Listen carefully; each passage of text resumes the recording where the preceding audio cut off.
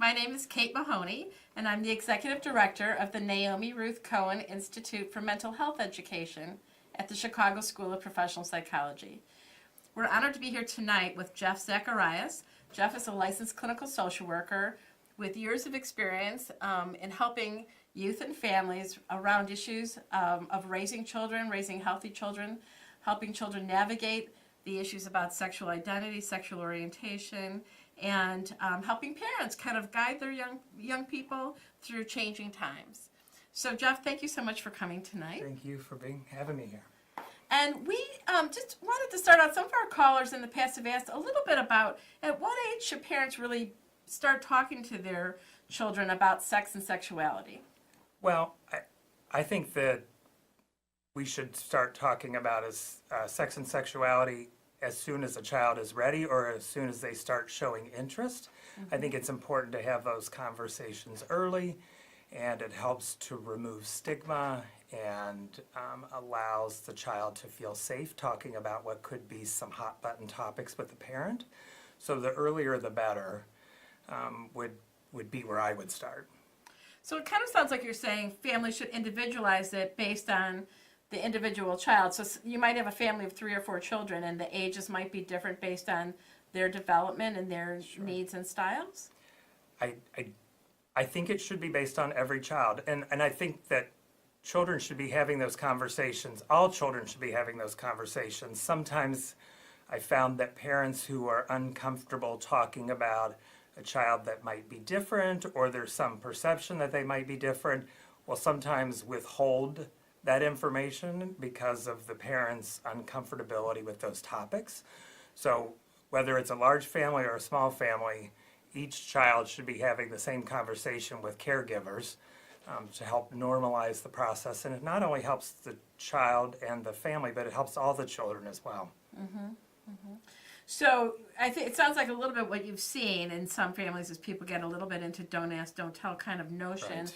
Because of a lack of knowledge or comfort, and you're really trying to encourage parents to get ready, and they can get help places, right? So if somebody feels like, gee, I know this is part of my parenting job, but I'm not sure how to do this, do you have thoughts or ideas about how someone might go about becoming more comfortable or more skilled? Well, you certainly can reach out to therapists that specialize in working with adolescents and or LGBT issues. Joining a group like PFLAG is always a good option for parents because they get to be around other parents who are having the same difficult conversations, which I think normalizes it for the family then and lets the family know that they're not alone. Reaching out to gay straight alliances, perhaps the school has an alliance for children, reaching out to them, reaching out to other parents who are in similar situations, and starting the conversation earlier rather than later, because if they start it later, they've missed a whole lot of opportunity to educate and get the child to feel comfortable with the topics and allow themselves to feel comfortable with discussing them. And so they miss out on some key opportunities to support their child through this important time for every human being, right? Comes to terms with their sex, their sexuality, their sexual orientation, sexual identity. Those are all topics that everyone across the board deals with, whether it's parents or children. And I think an important thing too is there's a lot of taboo in talking about sex, but this is much broader than sex. We're talking about sexual orientation, gender identity, gender expression, sexual attraction, biological sex. It's not just about sex, which becomes the taboo for people when they focus on that and they focus on the biology of things and can often miss some really key components that will make the difference in having those conversations. And that's, again, gender identity, gender expression, and those type of things are immensely helpful to be able to cover. So I'm not sure everybody always knows what those concepts even mean. So Sure. Can you talk a little bit about gender identity and gender expression Sure. and kind of what those are for some of our viewers who may not be Sure. as familiar with that terminology? Well, gender expression has to do with outward presentation. So, and that is not always indicative of sexual orientation. So if a female-identified person would dress in a more traditional masculine sense, that doesn't necessarily indicate that that person is a lesbian. And if a male is to dress in something more female-oriented, that doesn't mean anything in terms of their sexual orientation. And you could think about David Bowie or Madonna, and they often play with gender expression and what that means. Sexual identity has to do with how somebody identifies in a very broad spectrum, and going from male identified to female identified. However, what gets missed is all the opportunity there in the gray, and that's for people to be more fluid and experience all aspects of themselves rather than just this binary way of thinking, which is male or female. And here in the middle is the trans-identified person, the gender non-conforming, the gender queer person. If we don't talk about getting in the gray, we get, the child or the adults get lost in that.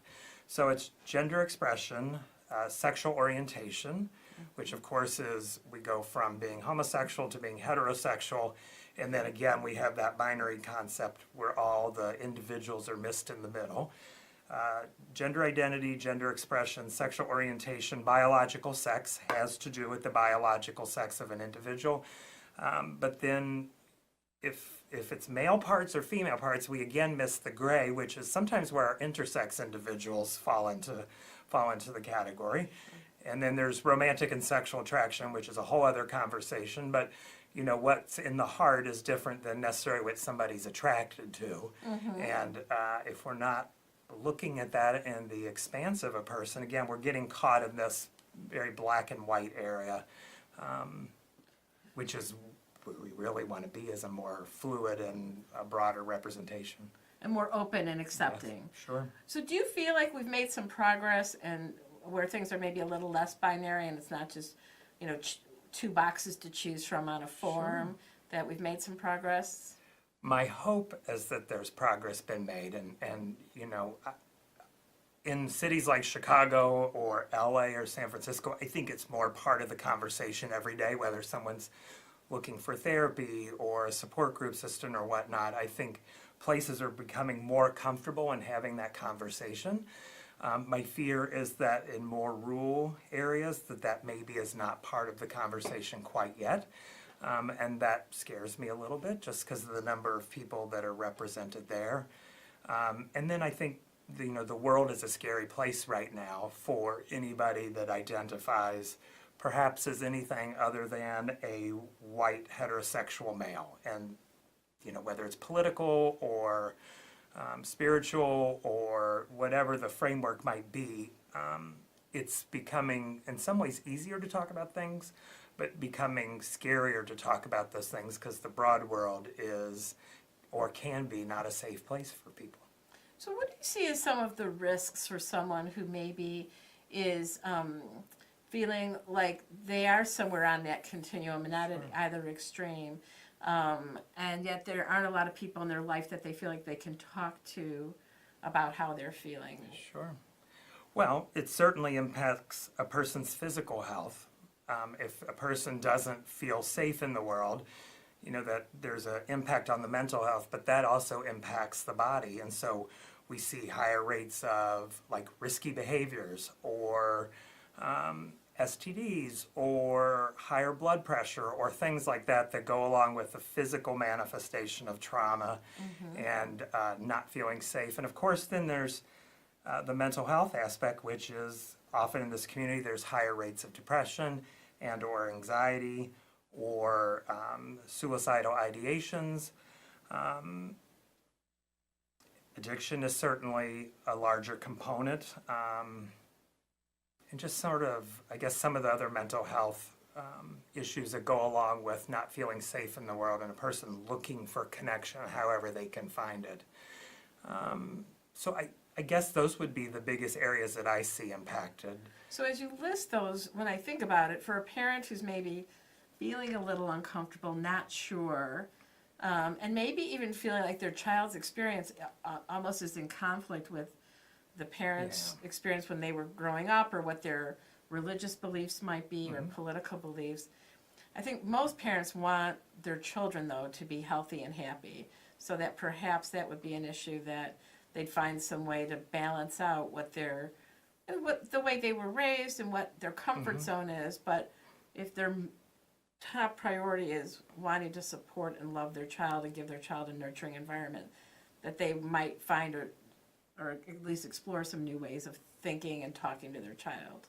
Yeah, I think what's important to recognize with a child or adolescent that experiencing these new ways of exploring their sexuality or gender identity is while they're doing that, the parents are also having to do that. So, there's a dual coming out process for the child and for the parents, because the parents now have to address what their own biases and whatnot are in regards to sexual orientation or gender identity that may be in conflict with how their families do it or how the parents in their peer system do it.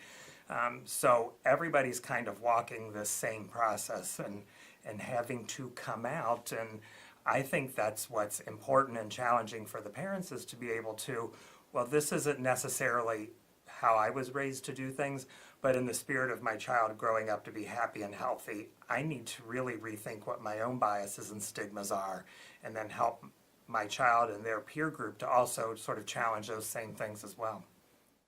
That really sounds like that could be a challenging task for parents, but as I think about the parents that I've known over the years who have experienced some of this with their children, they typically have found a way to get through it as a family, because the ultimate message is love and caring and wanting their child to be happy and healthy and to have good connections. Sometimes when people talk about this issue, particularly with younger children, elementary school, middle school, early high school, there's a lot of conversation about bullying kids who seem different.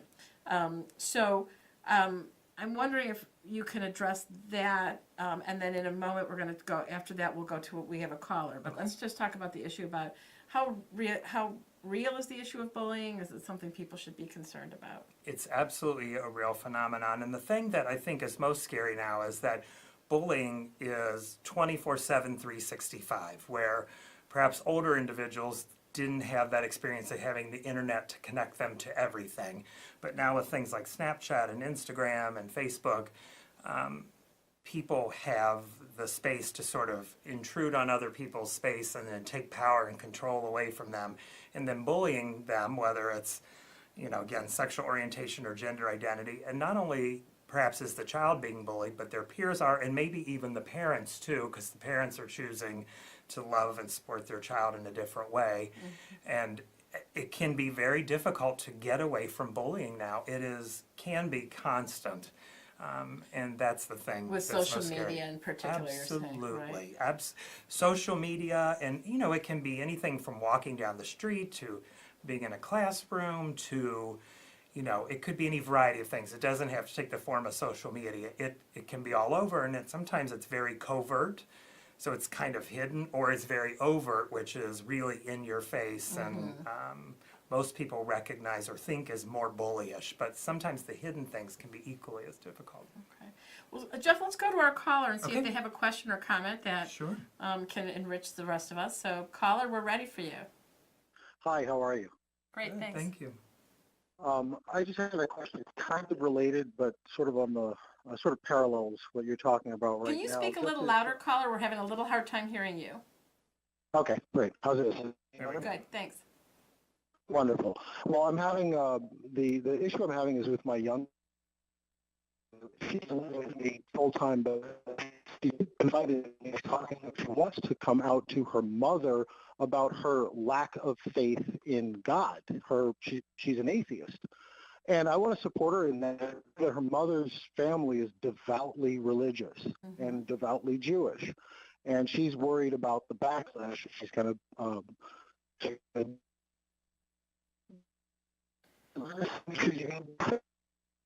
So you're breaking up a little bit, but what I think that you're sort of talking about is this young woman talking to her mother, and who comes from a very religious background, and that the daughter herself does not believe in God, is an atheist, wanting to have some dialogue, and how to do that in a productive way, and how you can then support the young woman in this conversation. Is that accurate? Correct.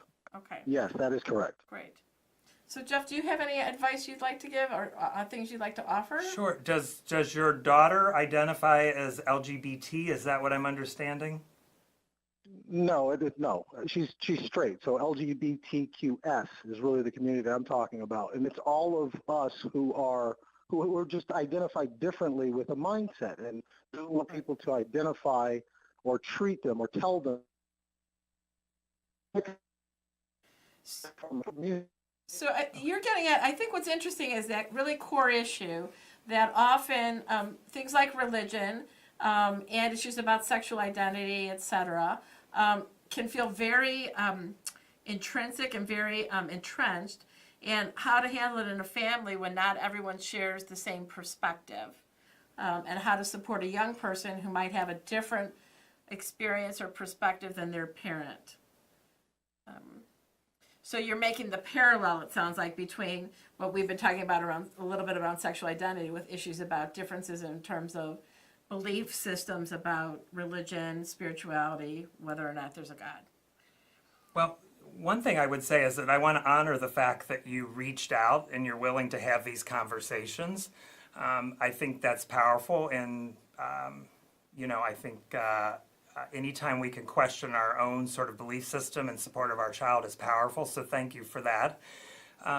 This really is, in a lot of ways, from what at least I'm understanding, it is a parallel process, not around LGBT issues or gender or sexuality, but it is how does my child come out as being atheist when my family or her family is intrinsically religious, and also you having to come out. Perhaps your faith is different than your daughter's faith, so you're having to come out in your own way. And it would be important for you to be supported, whatever that looks like, to find resources for your daughter, and for everybody to be having conversations about it, what it means to be different, and how you can support your daughter in having those conversations with her mother and her family. Could be really quite bonding, and if the two of you just have really intense, sort of deep conversations, can be quite bonding between you two. But I want to give you thanks for reaching out and for supporting somebody who's different and sort of challenging your own belief system, and good luck to her. And two last things we would add, and then we're going to wrap it up because I think we have another caller waiting as well, is the notion that one is maybe helping to coach your daughter about making sure that she recognizes that when she's having the conversation that she's also honoring the belief that her mother and the extended family has. So it doesn't have to be one person's right and one person's wrong, but just giving the space for everyone to have their own experience and values, and to honor that. And then additionally, and I think, Jeff, you referred to this a little bit earlier, is there's a lot of resources for people. So sometimes families would want to sit down with a counselor, a clinical social worker like you, or a counselor. There's counselors in a lot of nonprofit agencies in the city, etc. But there are people that can help guide you through what can feel like challenging conversations. And so the idea about reaching out for support is another great thing. Yeah. So caller, we just want to thank you for raising these issues. I think people, the rest of our viewers, learned a lot from thinking about this and the way you drew the parallel. So thank you so much. Thank you. And I think we might now have a second caller on the line. So caller, we're ready for you. Hi. Thank you so much for taking my question.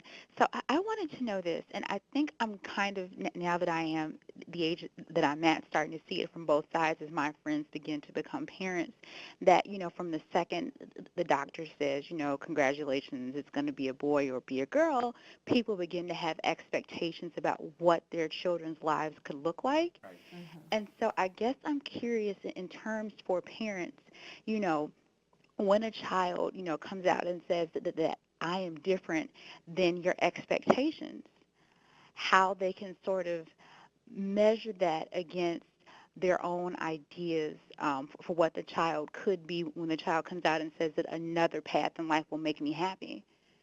How do parents sort of let those expectations go and continue to support the child?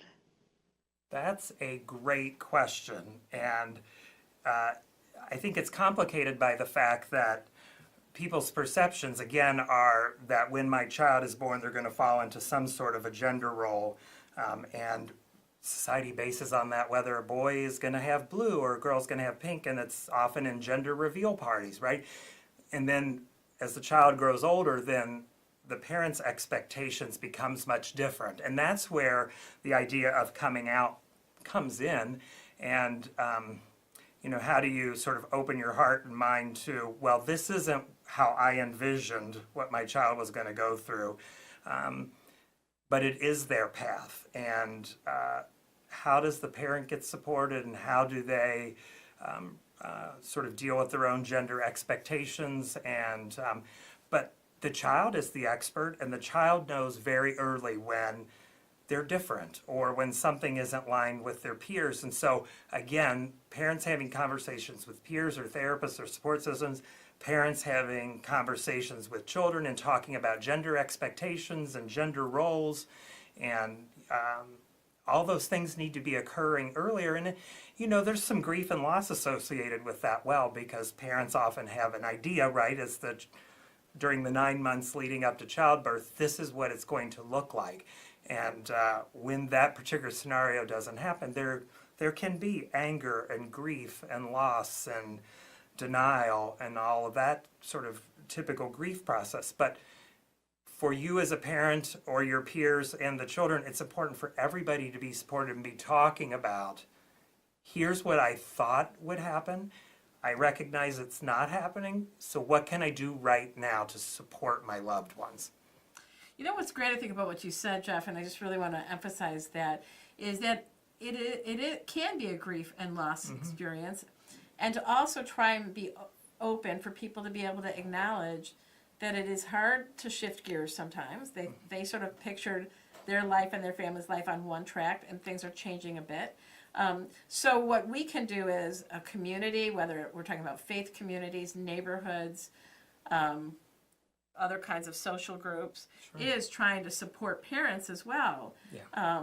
And to realize, sometimes very inadvertently you might ask a friend a question about their son or daughter. Oh, are they dating? Are they, right. This whole set of things are going to go at a certain way, at a certain pace, and trying to step back and realize that some of those things that seem like innocuous questions can even be challenging. So how do we support each other more? Yeah, there's all sorts of messages loaded in just pronouns of he or she, and are they dating, and if it's female, what guy are they dating, or vice versa. So it's important for parents and loved ones to really be challenging their own sense of what those things mean. And if my child identifies as different than what my expectations are, how can I support them in everything from language to conversations about sex to peer group support and whatnot? And I think at the end of the day, it really is about just being flexible, being willing to challenge our own notions and say to a child or adolescent, we love you no matter what. And I recognize this is difficult for you, and I want you to know it's difficult for me. But that flexibility can be, to have those conversations can be incredibly healing. Absolutely. And one of the things I wanted to highlight is at the Naomi Ruth Cohen Institute, we do a lot of both training. We have community conferences where we invite parents and members of the community to come together to learn more about mental health and to go to discussion groups about topics of interest to them. We also offer a speakers bureau. So should anyone listening tonight think, gee, we'd like to have someone come out and talk to a group of us in our block club, or someone at our church or synagogue or mosque, or at a PTA meeting, we want to, again, I will give you our information one last time to wrap up. We are always here on the third Monday of the month in this series, Focus on the Family, and we want to thank you for tuning in today. And so I'm going to give you the contact information that shows my email address and also our website. So thank you so much for tuning in. And as we go to the overhead, just so you really know how to connect with us, please feel free to reach out. We're here to serve, to help promote mental wellness in the community. Thank you so much for tuning in today. Thank you. Thanks for being here, Jeff. Yeah, absolutely. We appreciate it.